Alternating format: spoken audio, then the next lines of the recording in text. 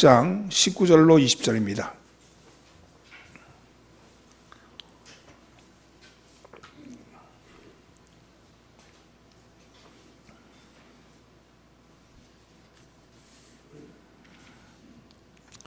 신약성경 고린도전서 6장 19절로 20절 말씀을 한 목소리로 봉독합니다.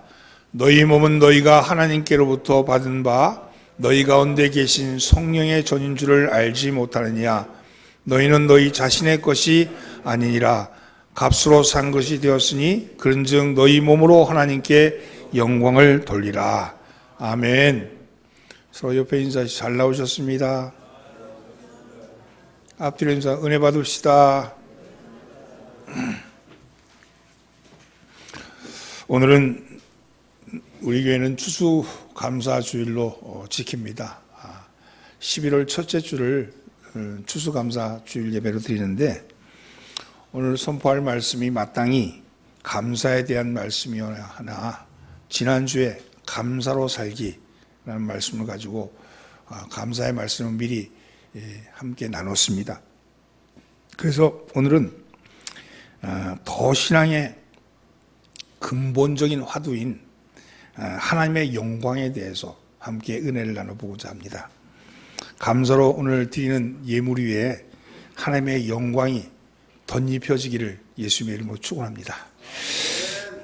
우리가 신앙생활하면서 가장 많이 듣는 말 중에 하나가 하나님께 영광을 돌립니다 하는 그런 말이죠.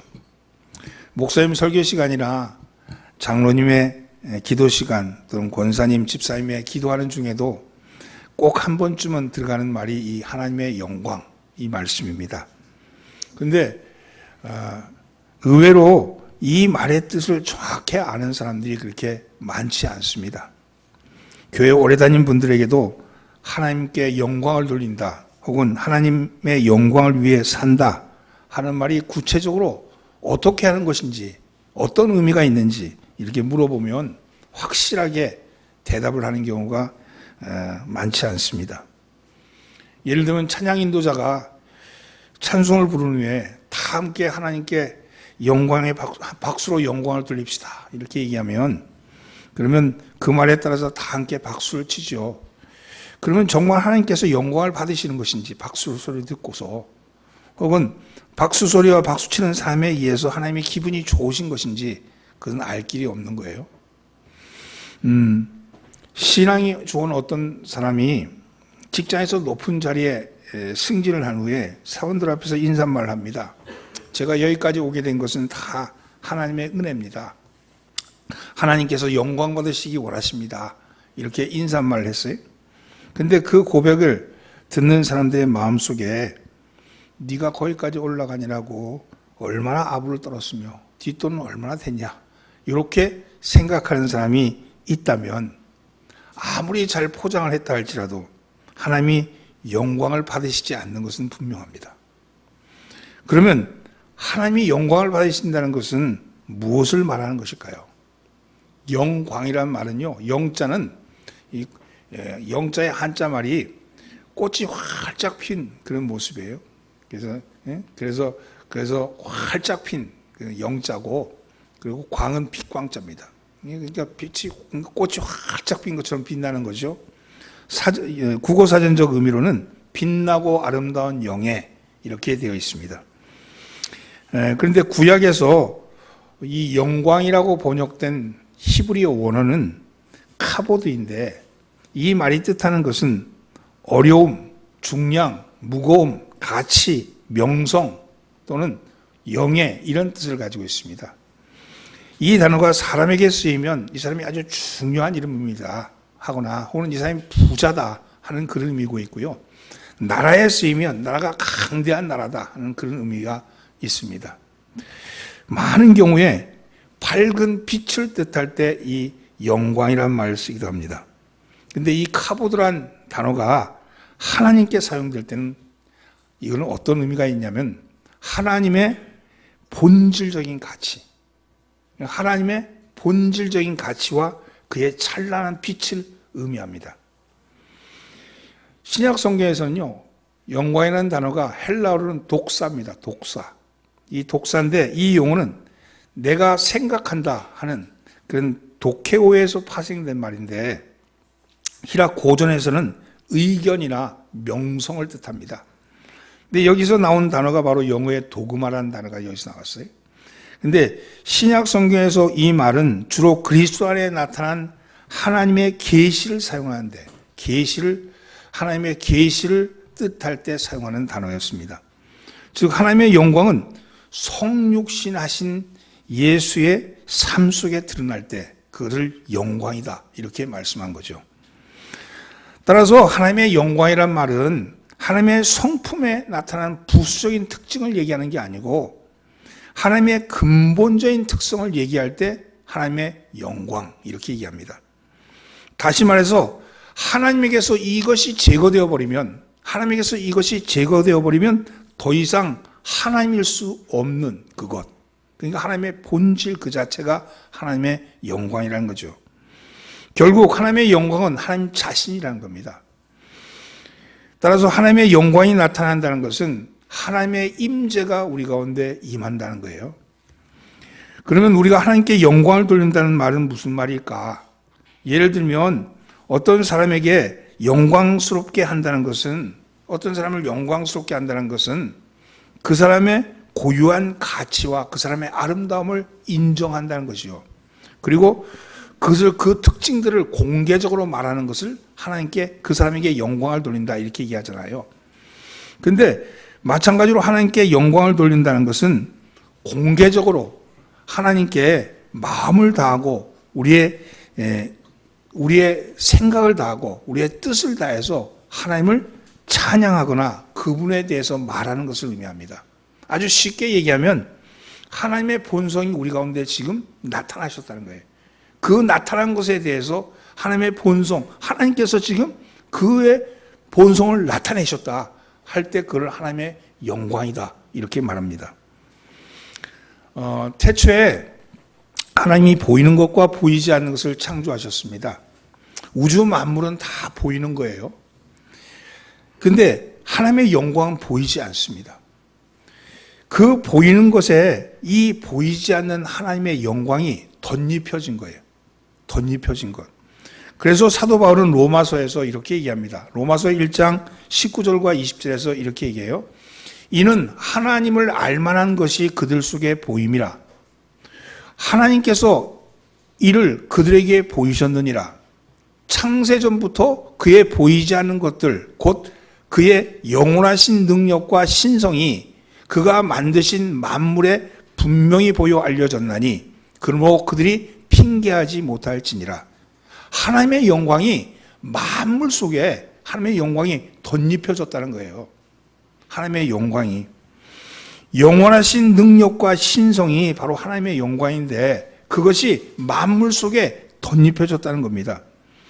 이 만물 속에 하나님의 영광이 덧입혀짐으로 인해서 하나님이 무슨 일을 하셨는지를 계시한다는 거예요. 그 하나님의 영광이 우리 모든 만물 속에는 하나님의 영광이 계시되어 있다는 거예요. 그 계시된 것을 통해서 우리가 그걸 보면서 하나님의 영광이, 하나님이 계시다, 하나님이 창조주시다 하는 것을 고백하는 거죠. 찬양하는 거죠. 예를 들면 아름답게 황홀하게 이렇게 낙조가 지고 있을 때, 낙조와 태양이 지고 있을 때 그 아름다운 황혼을 보면서 야, 하나님의 놀라운 솜씨다 이렇게 우리가 입으로 얘기하잖아요. 이렇게 얘기하는 그 아름다움이 하나님이 만드신 작품이란 거죠. 깜깜한 하늘의 별들을 보는데 아주 총총하게 박혀있는 그 별들, 그 별 하나하나가 다 기능을 가지고 돌아가는 그걸 보면서 야, 하나님의 놀라우신 하나님의 솜씨다 이렇게 얘기할 때 이것이 하나님의 영광이 우리 속에 나타났다는 거예요. 근데 이 하나님의 영광을 기능적으로 보면 하나님의 본질, 이 본질이라는 것은 하나님은 전지전능하시고 무소부재하시고 처음과 마지막이 없으신 그분의 본질이잖아요. 그 본질을 얘기할 때 그것을 성부적 영광 혹은 본체적 영광 이렇게 얘기합니다. 성부 하나님의 영광은 본질적인 영광이고요. 그리고 그 영광이 발현되어서 모든 만물 속에 깃들어 있을 때 그거를 뭐라고 얘기하면 그거를 발산적 영광 혹은 그리스도적 영광 이렇게 얘기합니다. 이게 모든 만물 속에는 하나님의 그 본질적인 하나님의 영광이 넘쳐서 다 깃들어져 있는 거예요. 그리고 그 영광이 능력으로 실현되어질 때, 그 영광이 하나님의 영광이 영광에서 영광으로 드러나게 될 때 그거를 효과적 영광 혹은 성령적 영광이라고 그렇게 얘기합니다. 하나님의 이 삼위일체적 영광은 이 온 땅에 있는 구석구석 만물 속에 그리고 사람 속에 그 영광을 드러내셨고 보이신 거예요. 당신이 무슨 일을 하셨는지 이 창조하신 당신의 창조주이심을 드러내신 겁니다. 그래서 그 하나님의 영광을 보면서 우리는 하나님이 창조주이시다는 것을 고백하게 되는 거죠. 그런데 사람이 타락하자 자기가 자기의 하나님이 되어서 판단하기 시작했습니다. 그러나 그 인간의 판단은요, 눈에 보이는 것만 가지고 판단할 수밖에 없었어요. 자기가 자기의 주인이 되어서 판단하자 그 보이지 않는, 눈에 보이는 것을 판단하기 시작하자 눈에 보이지 않는 하나님의 영광이 사라져버렸습니다. 타락한 인간은 더 이상 하나님을 주인으로 여기지 않아요. 하나님을 주인으로 여기지 아니하고 창조주로 여기지 아니하고 내 인생은 나의 것이라고 자기가 자기의 주인이라고 주장하기 시작합니다. 인간 중심, 인간은 모든 것을 할 수 있다. 그래서 인간은 스스로에게 인간이 자기에게 영광을 돌려버립니다. 하나님께 돌려야 할 영광을 자기에게 돌리기 시작한 거죠. 그러자 하나님의 영광, 특별히 생명에 비치신 그리스도의 영광이 사라져버리고 말았습니다. 영원하신 그 발산적 영광이 사라지고 말자, 그리스도의 영광이 사라지고 말자, 인간의 영혼이 사라진 자리에는 죽음이 차지하게 된 거죠. 인간의 영광은 죽음입니다. 여러분, 그래서 이런 얘기 하잖아요. 사람이 죽어서 이름을 남긴다. 이렇게 얘기하죠. 이 말은요, 인간이 받을 수 있는 가장 큰 영광은 뭐냐? 죽어서 이름을 남기는 거예요. 그 외에는 인간에게 영광은 없습니다. 이게 사람이 죽어서 이름 남기기 위해서 그저 하는 게 지금 다 그렇게 하잖아요. 근데 그건 다 죽어서 이름 남기는 거죠. 그런 인간을 살리시고자 보이지 않는 하나님이 인간의 몸을 입으시고 보이는 하나님으로 오신 겁니다. 그것을 성경은 말씀이 육신을 입었다 이렇게 얘기합니다. 여러분, 말씀은 보이지 않는 하나님의 영광이었잖아요. 말씀으로 창조하셨고 그 영광이 육신을 입었다는 거죠. 말씀은 하나님의 영광이셨습니다. 그건 본체적 영광이에요.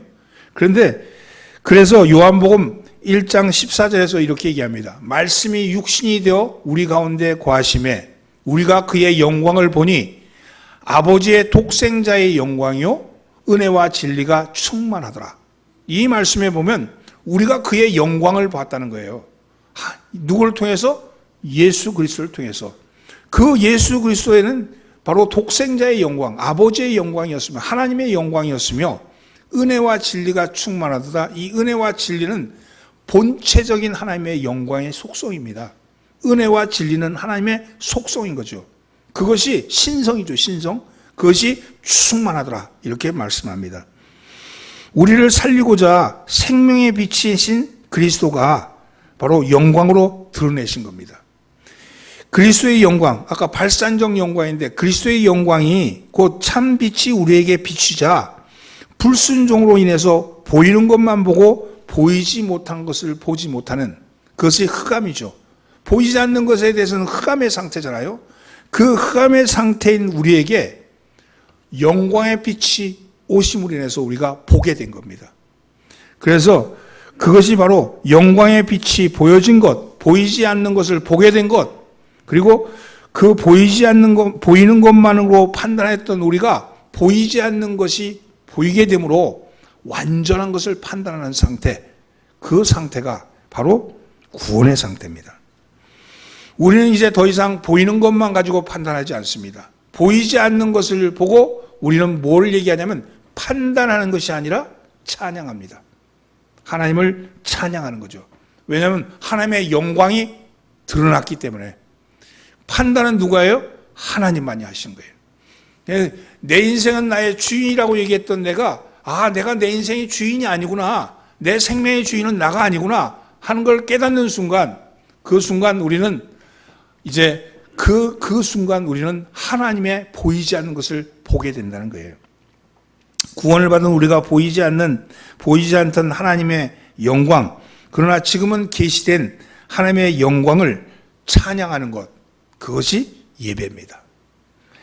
사람들이 하나님에 대해서 깨닫고 공개적으로 그것을 인정하고 하나님의 영광을 인정하고 하나님의 계심, 임재하심, 하나님의 그리스도를 통해 나타나심을 인정하고 자유롭게 그분에게 다가가서 감사를 드리고 그분의 하시는 일에 대해서 인정하고 말하는 것, 그것이 바로 예배라는 거예요. 그래서 시편 29편 2절 말씀에 여호와께 그의 이름에 합당한 영광을 돌리며 거룩한 옷을 입고 여호와께 예배할지니라, 이런 말씀이 있죠. 여호와께 그의 이름에 합당한 영광, 그 본래에 합당한 영광을 돌리고 거룩한 옷을 입어라. 그리고 거룩한 옷을 입고 여호와께 예배할지어다. 거룩한 옷이라는 것은 행실입니다. 행실. 여러분, 하나님께서 이렇게 예배하는 사람들을 원하시는 것은 예배를 통해서 하나님이 당신의 영광을 충만하게 부어주시기 위해서입니다.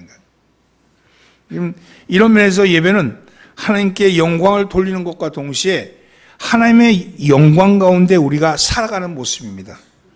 예배 가운데 하나님 삼위일체 하나님의 영광이 우리 가운데 드러나며, 그러면서 우리는 예배를 통해서 하나님의 임재 속에 살아가게 됩니다. 이것은요, 구약에 모세가 시내산에 올랐잖아요. 시내산에 올라서 하나님을 배우고 나니까 내려올 때 그의 얼굴에 광채가 났더라, 그런 말씀이 있죠. 이건 마찬가지입니다. 우리가 예배를 통해서 예배를 드리면 하나님의 영광이 우리 가운데 임하셔서 우리가 광채가 난다는 거예요. 빛 가운데 들어가는 거죠. 오늘 본문은요, 그래서 우리가 영광 가운데 산다는 게 뭔지, 하나님의 영광 가운데 우리는 왜 하나님의 영광 가운데 살며, 어떻게 하나님의 영광 가운데 살며, 무엇 때문에 우리는 하나님의 영광 가운데 살 수 있는가 하는 말씀에 대한 말씀입니다. 본문 말씀은 그 말씀을 하고 있는 거예요. 첫째는요, 따라서 우리는 우리 몸은 성년의 전입니다. 우리 몸은 성년의 전입니다. 성년의 전. 성전이라는 거죠. 19절 말씀 함께 문구합니다. 너희 몸은 너희가 하나님께로부터 받은 바 너희 가운데 계신 성령의 전인 줄을 알지 못하느냐. 너희는 너희의 자신의 것이 아니라. 고린도전서 6자에는 몸이라는 단어가 6번 나옵니다. 근데 우리 이 말씀을 잘 구분하셔야 돼요. 우리가 여기서 말하는 몸은 육체를 뜻하는 게 아닙니다. 헬라어는요, 육체를 헬라어 원어에는 살크스라 그래요. 그리고 영혼은 푸시게라 그럽니다. 하나님의 영은 푸니마라 그래요.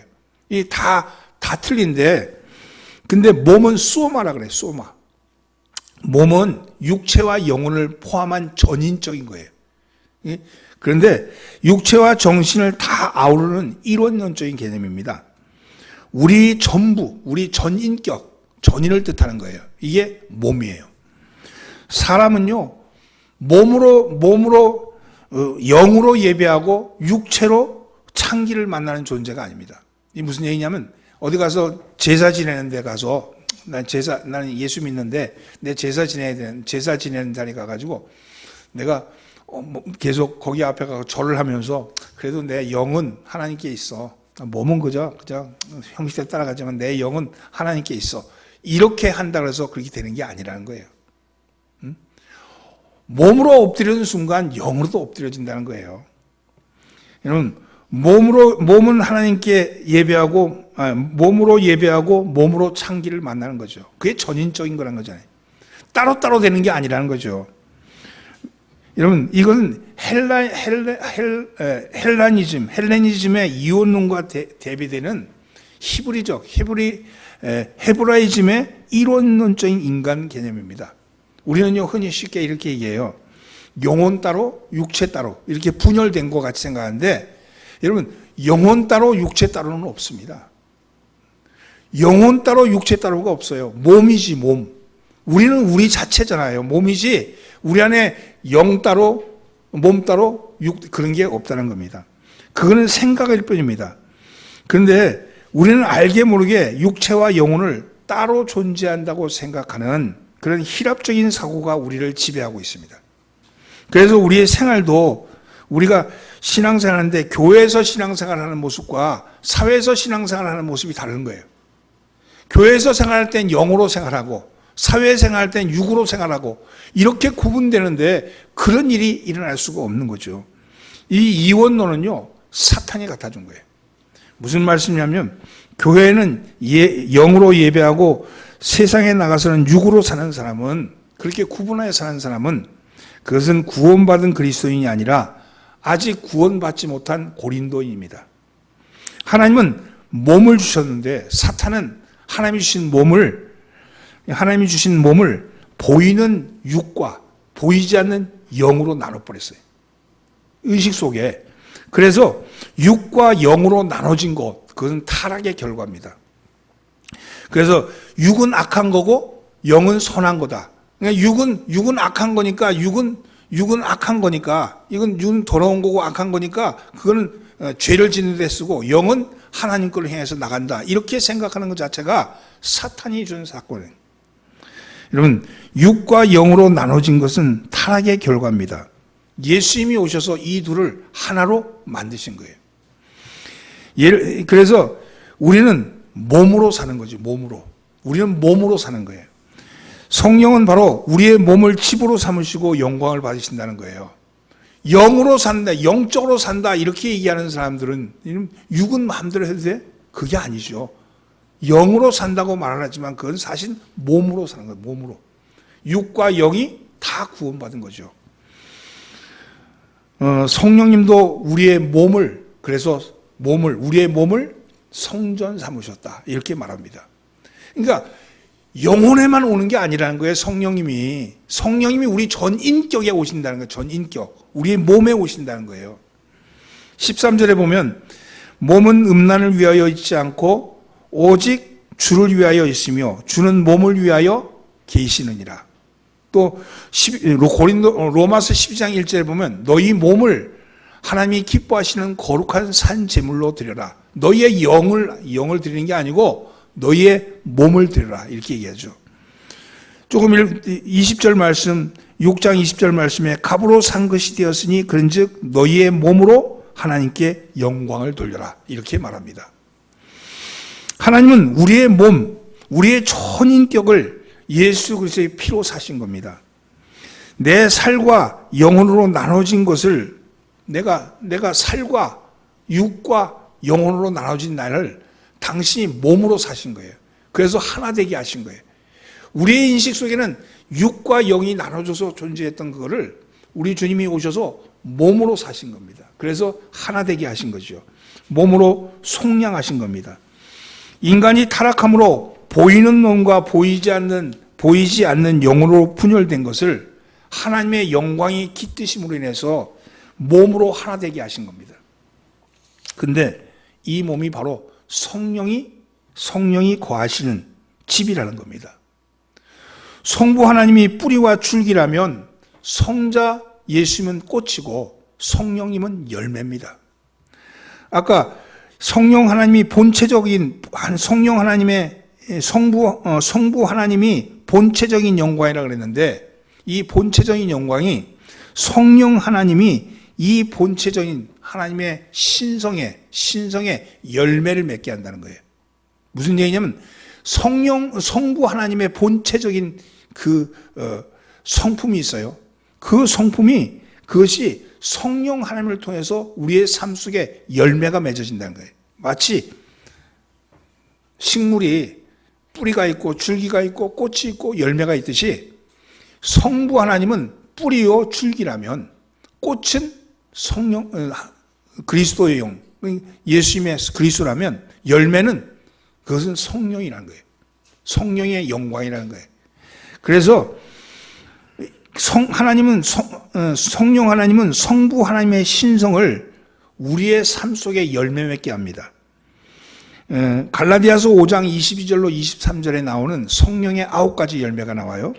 사랑과 희락과 화평과 오래 참음과 자비와 양성과 충성과 온유와 절제, 이 9가지 열매가 나오는데, 이 9가지 열매는 그냥 이렇게 맺어진 게 아니고 성부 하나님의 본성이 성령의 열매로 나타난 거예요. 완전한 사랑, 완전한 희락, 완전한 화평, 그것이 성부 하나님의 성품이었는데 그것이 우리의 몸에 드러난다는 거예요. 우리의 몸에. 그래서 그것이 바로 성부 하나님의 신성으로 맺혀지는 열매가 성령의 9가지 열매입니다. 따라서 우리의 몸이 성령의 존이라는 것은 성령님이 우리의 몸을 통해서 구체적으로 하나님의 영광, 구체적으로 하나님의 열매를 맺게 하신다는 거예요. 여러분, 이 나무가 열매가 맺혀지는데 열매가 내가 열매를 맺어야지 그렇게 맺어지는 게 아니잖아요. 그냥 본성 그 자체가 열매를 맺어진 거죠.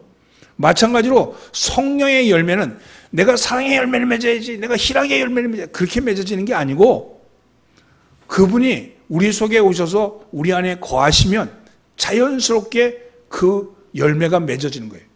근데 성령을 따라 행하라 그렇게 얘기하죠. 성령을 따라 행. 성령의 지배를 받는 거예요. 성령님이 하시는 것을 온전히 인정하고 그분께 복종하는 거죠. 그래서 우리의 몸은 육체의 소욕에게 내주는 것이 아니라 성령을 따라 행하라고 그렇게 말씀합니다. 그 성령을 따라 행하라는 말씀이 어디 나오느냐? 갈라디아서 5장 16절로 22절에 나옵니다. 내가 이르노니 너희는 성령을 따라 행하라. 그리하면 육체의 욕심을 이루지 아니하리라. 성령을 따라 행하라는 것은 성령님의 말씀에 복종하라는 거예요. 주님 말씀하시옵소서, 내가 주님의 말씀을 듣겠나이다. 복종하는 거예요. 육체의 소욕이 뭐냐면, 육체의 소욕은 성령을 거스리고 성령은 육체를 거스리나니 이 둘이 서로 대적함으로 너희가 원하는 것을 하지 못하게 하려 함이라. 너희가 만일 성령의 인도하는 바가 되면 율법 아래 있지 아니하리라. 여기 보면 율법 아래 있지 아니하리라는 것은요, 율법의 지시에 따르지 않는다는 거예요. 성령의 인도함을 따르면 율법의 지시에 따르지 않는다. 어떤 건 하고 어떤 건 말고 이게 아니고요, 성령의 이루심에 따라가는 거예요. 19절 말씀 19절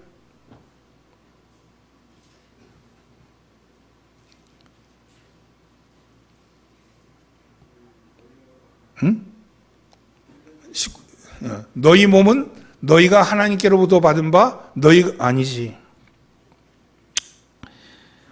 갈라디아서 6장 19절.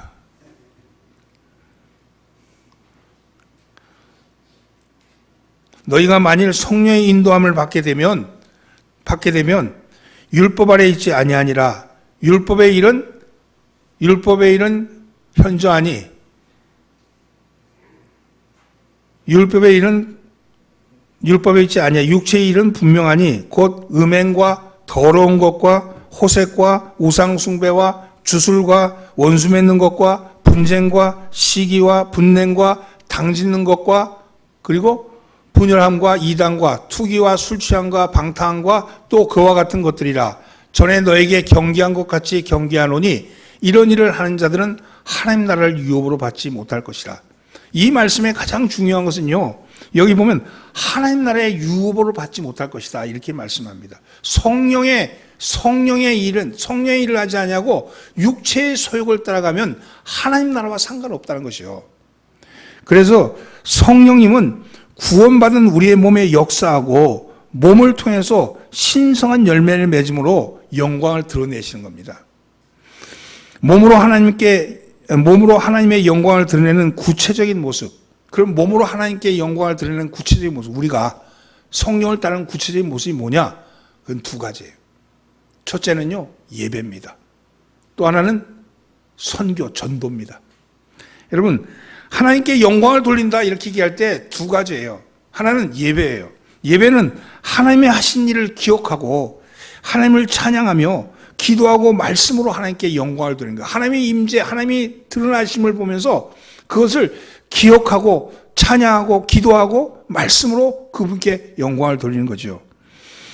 그리고 선교는요, 하나님이 하신 일, 하나님이 이 세상에 하신 일, 하나님이 창조하셨던 그 창조하신 일, 그리고 하나님께서 지금도 우리를 살리고자 하시는 그 일들을 사람들에게 말하는 거예요. 선포하는 거예요.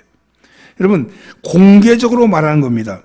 그래서 선교를 통해서, 전도를 통해서 하나님이 어떤 분이신지, 하나님의 고유한 가치가 무엇인지, 그분이 우리를 얼마나 사랑하시는지를, 그런 것을 말하는 것, 그리고 외치는 것, 이것이 하나님께 영광을 돌리는 행위라는 거예요. 하나님께 영광을 돌린다는 건 예배를 통해서 영광을 돌리고, 그건 하나님께 드리는 예배라면, 밖으로 드러내는 것은 선교입니다. 전도입니다. 전도를 통해서 하나님이 살아계심을 알리는 거죠. 그리고 외치는 거죠. 그렇게 함으로써 그 선교받는 대상이, 전도받은 대상이 예배에 참여하게 함으로써 하나님께 영광을 돌리는 것, 그것이 바로 하나님께 영광을 돌리는 행위라는 거예요. 사랑하는 성도 여러분, 우리의 몸은 우리의 자신의 것이 아니라 하나님께로부터 받은 성령이 거주하시는 거룩한 곳입니다. 이 몸 자체는. 그래서 더 이상 육과 영으로 분열되어서 육은 육체의 소욕을 향해 달려가고 영은 영적인 갈등에 시달려서 그렇게 만들어둬서는 안 된다는 겁니다. 하나님은 육체의 소욕으로 달려가는 거나 영적 갈등에 헤매고 있는 그것을 하나로 만드셔서 몸으로 삼으시고 몸 가운데 역사하셨습니다. 그리스도께서는 몸으로 부활하신 거예요. 영혼이 부활한 게 아니고 몸으로 부활하신 겁니다. 몸으로 부활하심을 통해서 분열된 육체와 영혼을 하나로 하시고 성령님이 우리의 몸에 오심으로 우리는 성령 하나님이 일하시는 영광스러운 존재가 되었다는 거예요. 우리가 하는 일은, 그래서 여러분 두 가지라 해요. 하나는 예배 드리는 일과 선교하는 일이 가장 중요한 하나님의 영광을 받으시는 일이라는 겁니다. 하나님께 영광을 돌린다는 것은 바로 더 이상 추상적인 개념이나 관념이 아니라 구체적으로 우리 삶 속에서 실천되어야 될 것인데, 그것은 영과 진리로 예배하는 예배를 통해서, 그리고 하나님의 고유한 가치와 아름다움을 공개적으로 말하는 전도를 통해서 하나님이 영광을 받으신다는 거예요. 오늘 여러분이 하나님께 영광을 돌립니다. 내가 승진해가지고 하나님께 영광 돌리는 게 아니고, 찬송 잘 불러서 영광 돌리는 게 아니고, 하나님께 영광을 돌린다는 것은 구체적으로 얘기하면 예배를 통해서 하나님께서 영광을 받으시고, 또 우리가 구체적인 행위를 한다면 전도함을 통해서 하나님이 구체적으로 우리에게 행하셨던 일에 대해서 전함으로 하나님이 영광을 받으신다는 거예요. 여러분, 하나님께 영광 돌리시는 여러분 되길 예수님 축원합니다. 오늘 설교가 굉장히 학문적인 설교여서 어려울 것 같은데 잘 들으시면 이해가 됩니다. 두 번째는요, 그래서 우리의 몸은 하나님의 것입니다. 함께 읽습니다. 값으로 산 것이 되었으니 그런즉 너희 몸으로 하나님께 영광을 돌리라. 우리의 몸으로 하나님께 영광을 돌리라, 이렇게 말씀하는데, 왜 우리는 우리 몸으로 하나님께 영광을 돌려야 되는데, 뭐 때문에 우리의 몸이 하나님께 영광을 돌려야 하냐, 이 말씀이에요. 우리의 몸의 소유권은 하나님께 있기 때문입니다. 그래서 19절 말씀에 너희는 너희 것이 아니다, 이렇게 선언하고 있습니다. 우리는 예수님의 핏값으로 사게 되었다고, 핏값으로 사게 된 하나님의 것입니다. 우리의 소유권은 예수님께 있다는 거예요. 이 예수님은 그리스도입니다. 그리스도. 우리의 소유권은 그리스도에게 있습니다. 이것은 어떤 것도 우리 마음대로 할 수 없을 뿐만 아니라 이것을 다시 물릴 수도 없습니다. 왜냐하면 그리스도께서 핏값으로 우리를 사셨기 때문입니다. 돈이 심히 궁핍했던 올라부스라는 그 스웨덴 사람이 있었어요. 너무너무 쪼들리다 못해서 1910년에 스톡홀름에 있는 카를린스카 그 연구소에 자기 몸을 의로 연구에 쓰도록 그렇게 돈을 받고 팔았습니다. 그런데 1년이 지난 후에 뜻하지 않게 갑자기 많은 재산을 상속받게 되었어요. 그동안에 그의 몸을 팔아서 그저 실험 도구로 쓰고 있었는데, 이제 더 이상 그렇게 안 해도 되겠다 하는 생각이 들었어요. 그래서 다시 사기 위해서, 몸을 사기 위해서 그렇게 다시 찾아가 돈을 들고 갔어요. 그랬더니 그 연구소에서는 이미 그의 몸의 소유권은 연구소에 있기 때문에 다시 되팔지 않겠다고 그렇게 얘기를 했습니다. 그리고 그뿐만 아니라 오히려 그가 그동안 허락받지 않고 이빨 2개를 뺀 것에 대한 손해배상을 청구했어요. 내 몸은 내 게 아닌데 네 마음대로 했다 이거죠. 여러분, 성령님은 우리의 몸을 성전 삼으셨다는 것은 곧 성령의 내주하심이죠. 성령의 내주하심. 그런데 그것은 하나님의 동행이라는 단순한 차원을 넘어서서 우리에 대한 절대적인 소유권을 가지고 있다는 것을 뜻합니다. 성령의 내주하심은 하나님의 소유권이, 우리의 몸의 소유권이 하나님께 있다는 것을 말씀하는 거예요. 그럼에도 우리가 그것을 잘 실감하지 못하는 것은 그 이유는 하나님이 구원한 이후에도 우리에게 자유의지를 사용할 수 있는 허용권을 주셨기 때문입니다. 그래서 임의로 무엇을 하든 무엇이든지 할 수 있으니까 자신에 대한 소유권이 여전히 자기에게 있는 것인 양 착각하고 산다는 거예요. 비유컨대 진실한 성도는요, 예수님의 허락 없이는 이빨도 빼지 마셔야 돼요. 여러분, 하나님의 소유권을 인정하기 위해서는 그러면 어떻게 해야 되느냐? 쉬지 말고 기도하라는 거예요. 쉬지 말고 기도하라. 왜 그러냐면 그것이 그리스도 예수 안에 있는, 그리스도 예수 안에서 너희를 향하신 하나님의 뜻이기 때문입니다. 기도하는 것은요, 무엇을 달라고, 무엇을 받기 위해서 하는 것이 아니라 우리가 하나님의 소유로서 주인이신 하나님이 뜻이 무엇인지를 구하는 거예요. 그게 기도입니다. 여러분, 이미 우리는 하나님의 소유가 되었으니까 그분의 뜻대로만 살기만 하면 되는 거예요. 그럼 우리는 뭐가 있냐? 사용권이 있는 거예요. 사용권이. 여러분, 그래서 우리에게 일어나는 모든 일, 소유권이 하나님께 있으니 우리에게 일어나는 모든 일에 대해서 우리는 뭘 해야 되느냐? 감사할 따름입니다. 그래서 범사에 감사하라 이렇게 말씀합니다. 우리의 몸에 대해서 우리는 그럼 뭐냐? 청지기일 뿐이에요. 청지기. 주인의 재산을 임의로 사용할 수는 있어도 이익을 남기면 그 이익의 전부는 주인의 소유가 되는 거예요. 청지기일 뿐입니다. 청지기는 단순히 이익을 따르는 심부름꾼과는 다릅니다. 심부름꾼은요, 절대로 주인이 시키는 일의 범위를 넘어서지 못합니다. 또 당장 돌아올 벌이 무서워서 아예 넘어설 그런 생각도 하지 못하죠. 그러나 청지기는 재량껏 무엇이든지 할 수 있는 거죠. 그러나 소유는 주인에게 있는 거예요. 임의로 할 수 있지만 주인의 명예를 실추시키는 일을 해서는 안 됩니다. 심부름꾼은 시킨 일을 하는 것이 우선이지만 청지기는 그 일을 시키신 주인의 뜻을 아는 게 우선입니다. 그러면 구원을 받았다는 것은 뭐 특권을 얻고 내 의무만 늘어나는 것인가? 그런 생각이 드냐? 아니 뭐 갑자기 내가 내 주인이었는데 갑자기 하나님이 주인이 되어버렸으니 이건 내가 종이 되어버린가? 이런 생각이 들죠. 그러나 결코 그렇지 않습니다. 구원받기 전과 비교해보면 쉽게 알 수 있습니다. 그때 우리의 인생의 모든 소유권과 그리고 사용권은 사탄에게 속한 것이었습니다.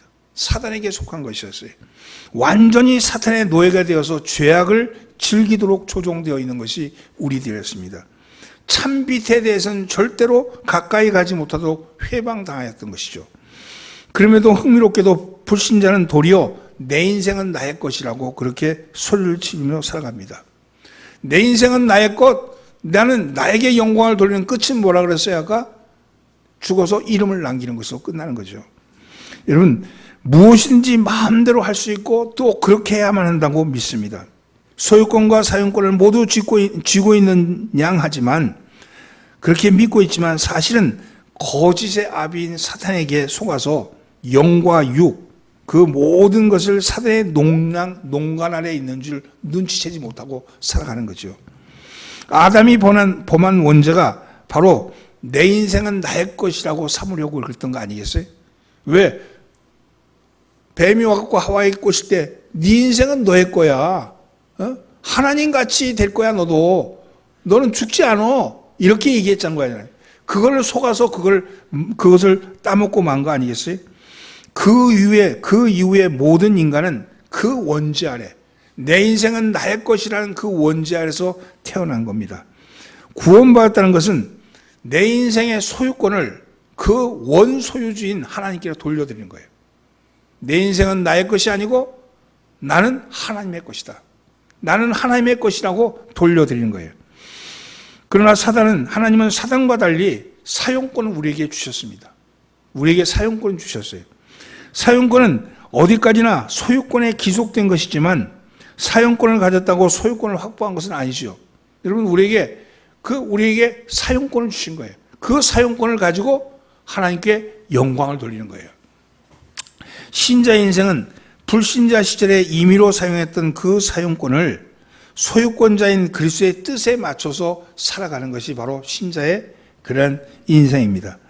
따라서 우리가 가진 청지기의 소명이라는 것은 이 세상을 그분의 뜻에 맞춰서 다스리는 것을 넘어서서 자기의 몸을 거룩하게 하는 거예요. 그런데 내가 지금 하나님이 나에게 전세를 주셨어. 전세권을 주면 소유는 하나님께 있지만 전세권자는 나야. 내가 사는 건 내 마음대로 살 수 있잖아요. 전세권자지만 소유는 하나님께 있지만 거의 벽에다 뭘 붙이든 뭘 하든 그건 내 마음대로 할 수 있죠.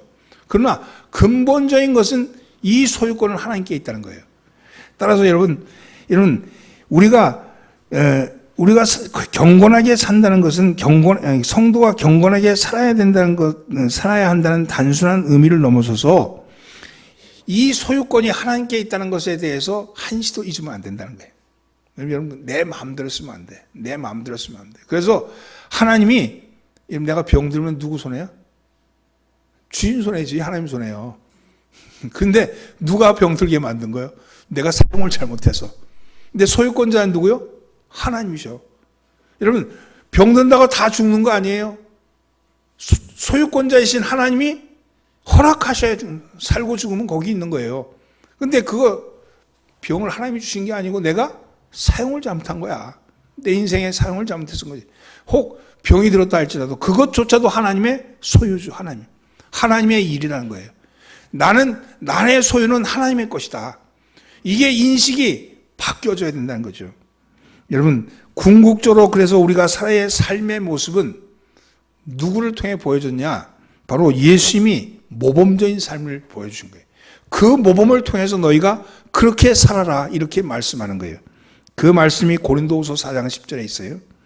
우리가 항상 예수 죽인 것을 몸에 짊어짐은 예수의 생명도 우리의 몸에 나타나게 하려 함이라. 예수님을 통해서 우리의 삶의 모습을 드러내는 것, 그건 그분이 보였던 모범을 인 거죠. 우리가 사용권을 주님의 뜻에 맞지 않게 행하면 때로 징계를 받을 수밖에 없습니다. 반면에 소유권과 사용권 둘 다를 사단에게만 있는 불신자의 인생은 아무런 징계도 없이 형통하게 보이는 이유가 무엇일까요?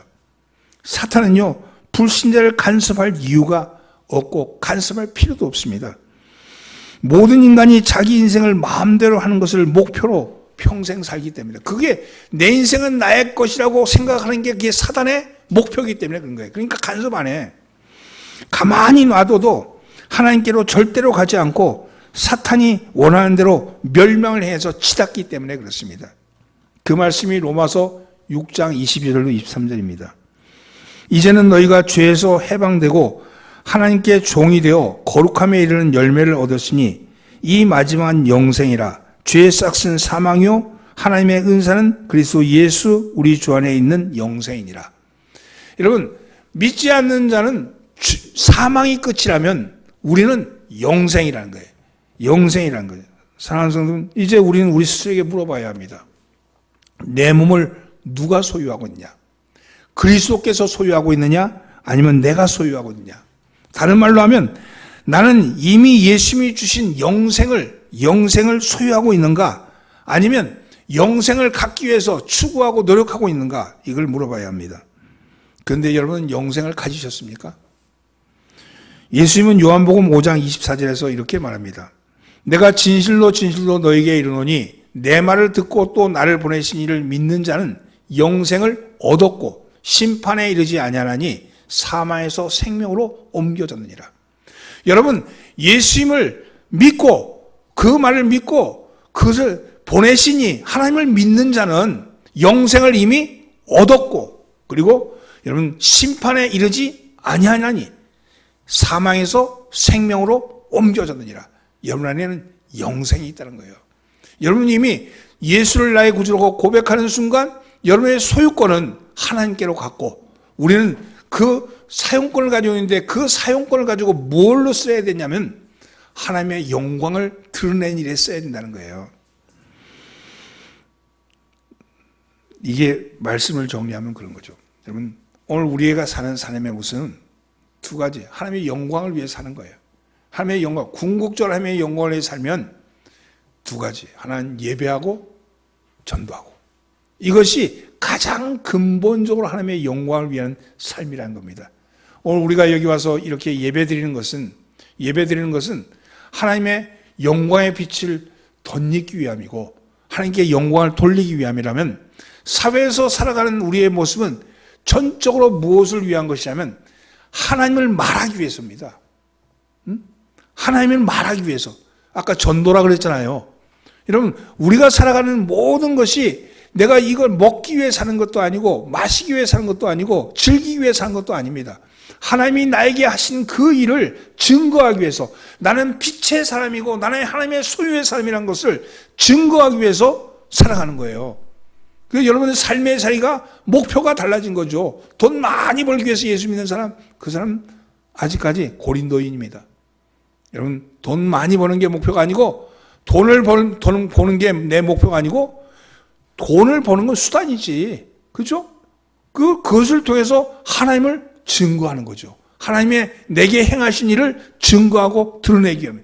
병을 고치는 거, 아니 1년 후에 죽거나 10년 후에 죽거나 내일 죽거나 죽는 건 똑같은데 무슨 상관이 있겠습니까? 병을 고침받으면 내가 하나님의 영광을 드러내리라, 하나님의 영광을 증거하리라. 이래서 우리가 사는 거 아니겠어요? 예배와 전도라니까 그냥 가서 전도지 들고 나눠주는 그게 아니고, 우리의 삶 자체가, 우리의 삶이 말하는 것 자체가 하나님이 우리에게 행하신 그 일을 증거하는 일, 그것이 영광 돌리는 일이라는 거예요. 그래서 여러분, 하나님께 영광을 돌리시기를 예수님으로 축원합니다. 우리가 하나님의 영광을 위해 산다는 거 왜 그러냐? 두 가지. 우리는 하나님의 우리의 몸은 성령의 전이기 때문에 그렇다. 성령이 우리 속에 임하셔서 우리를 주인 삼으셨어요. 두 번째는 우리의 몸은 우리의 것이 아니고 하나님의 것이기 때문에 그렇다. 여러분, 이 하나님께 영광을 돌리는 삶을 이 한 주간에도 사시길 바랍니다. 오늘도 이렇게 예배로 하나님과 영광을 받다면, 하나님의 말씀을 통해서 내가 하나님의 영광을 받다면 여러분의 몸이 빛이 날 것이고, 그리고 여러분 사회에 나가서 살아가면서 내가 하나님의 영광을 위해 산다면, 여러분 내가 이렇게 살아야지 그게 아니라니까, 내가 하나님의 영광의 목표가 되면 자연스럽게 하나님이 일하게 하셔요. 하나님이 일하신다니까, 내가 하는 게 아니고 하나님이 주인 되신다니까요. 그분이 일하게 하심에 따라서 일하시는, 육체의 소욕을 따라가지 말고 성령을 따라 행하라고 말씀하시는 이 말씀이 여러분들 속에 이루어지기를 예수님으로 축원합니다. 기도합니다. 만물 속에 영광을 드러내신 하나님, 인간을 창조하시고 하나님의 영광을 인간 가운데 두셨는데, 인간은 하나님을 배신하고 인간 스스로에게 영광을 돌리는 죄를 범하며 살아왔나이다. 그럼에도 불구하고 영원하신 하나님의 영광은 인간에게서 그랬던 인간을, 죽음의 지배 가운데 살아갔던 인간을 불쌍히 여기사 이 땅에 보이는 하나님으로 주님이 오셨습니다. 예수님이 보이는 하나님으로 오셔서 죽은 권세를 이기시고 저희를 영원한 자리, 하나님의 영광의 자리로 옮겨 놓으셨나이다. 그리고 나누어졌던 육과 영혼을 몸으로 통일시키시고 우리의 몸을 하나님의 것으로 삼고 그 몸을 성령의 전으로 삼으셨습니다. 이제 구원받은 저희가 예배와 우리의 삶을 통해서 하나님께 영광을 돌리게 하옵소서. 하나님께서 우리의 삶을 통해서 영광을 받아 주옵시고 그 삶이 하나님이 뜻하는 바, 성령이 이끄시는 바대로 주님 이끌어지게 하여 주셔서 저희의 삶 속에서 성령의 열매를 맺게 하여 주옵소서. 우리를 구원하신 예수님의 이름으로 기도합니다. 아멘.